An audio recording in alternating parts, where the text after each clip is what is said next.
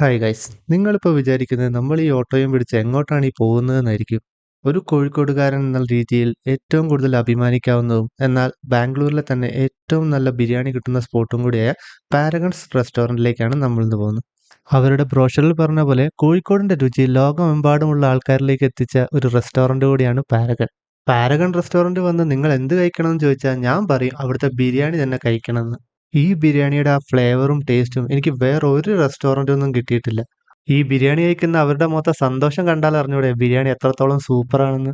ഈ ബിരിയാണിയുടെ കൂടെ കിട്ടുന്ന സൈഡ്സ് ആയിട്ടുള്ള പുതിന ചട്നിയും അച്ചാറും പപ്പടും എല്ലാം ഒന്നിനൊന്ന് മെച്ചം തന്നെയായിരുന്നു കേട്ടോ.